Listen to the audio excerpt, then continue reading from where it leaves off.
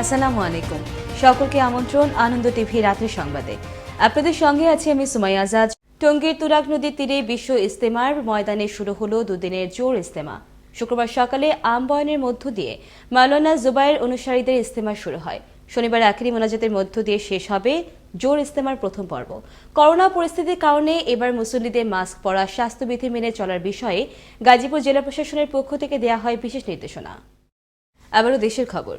কুষ্টিয়ার কুমারখালীর কয়া ইউনিয়নের কয়া মহাবিদ্যালয়ের সামনে নির্মিত ব্রিটিশ বিরোধী আন্দোলনের অগ্রনায়ক বিপ্লবী মীর বাঘা যতীনের ভাস্কর্য রাতের আধারে ভেঙে দিল দুর্বৃত্তরা। কুষ্টিয়াতে গত ৫ ডিসেম্বর বঙ্গবন্ধু শেখ মুজিবুর রহমানের ভাস্কর্য ভাঙার পর এবার কুমারখালীতে বাঘা যতীনের ভাস্কর্য ভাঙার ঘটনা ঘটল। শুক্রবার সকালে স্থানীয়রা বাঘা যতীনের ভাস্কর্য ভাঙা দেখে প্রশাসনকে জানালে এর সত্যতা নিশ্চিত করা হয়।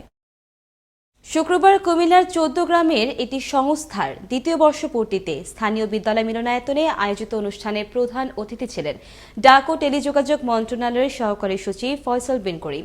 দিনব্যাপী প্রশিক্ষণ সহ নানান কর্মসূচির মধ্য দিয়ে পালিত হয় বর্ষপূর্তি অনুষ্ঠান। হাসান আল মামুনের সভাপতিত্বে অনুষ্ঠানটি সঞ্চালনা করেন হুসাইন মোহাম্মদ শাহরিয়ার।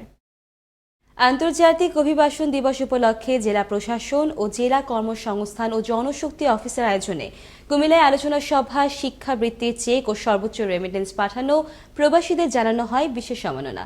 বৃহস্পতিবার নগরীর টাউন হলের একটি অডিটোরিয়ামে আয়োজিত অনুষ্ঠানে প্রধান অতিথি হিসেবে শিক্ষাবৃত্তির চেক ও সম্মাননা ক্রেস্ট তুলে দেন কুমিল্লা সদর আসনের সংসদ সদস্য বীর মুক্তিযোদ্ধা আ.ক.ম বাহাউদ্দিন বাহার। পাবনার ভাঙ্গুড়ায় ট্রাকের চাপায় আপন দুই ভাই সহ নিহত হলেন অটো ভ্যানের ৩ যাত্রী।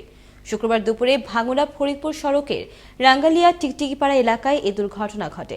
ভাঙ্গুড়া থানার ভারপ্রাপ্ত কর্মকর্তা জানান, ব্যাটারি চালিত একটি অটো ভ্যানে ৪ জন যাত্রী চর ভাঙ্গুড়া থেকে একই উপজেলার হাটগ্রামে আত্মীয়র বাড়িতে বেড়াতে যাচ্ছিলেন।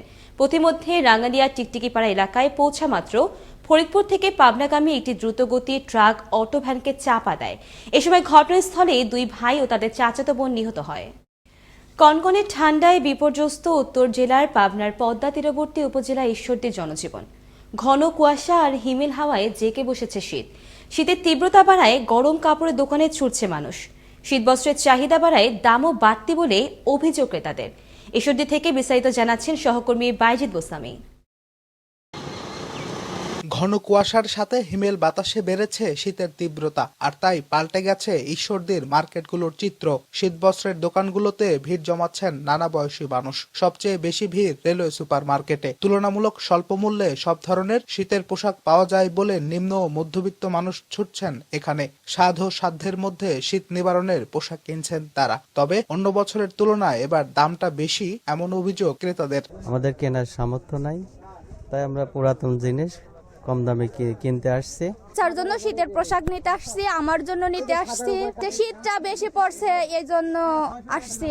নতুন মার্কেটে যে সমস্ত জিনিস পাওয়া যায় সেগুলির থেকে বরং এগুলির দামের দিক দিয়েও আমরা সাশ্রয় হতে চাই।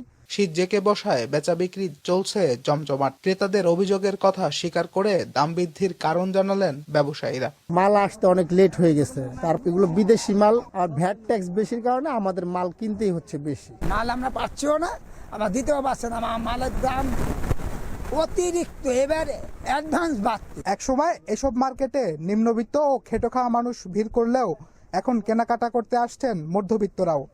বড় বড় শপিং মল কিংবা বিপণী বিতানগুলোর চেয়ে তুলনামূলকভাবে দামে সস্তা হয় এসব শীতবস্ত্রের দোকানি ভরসা অনেকের কাছে।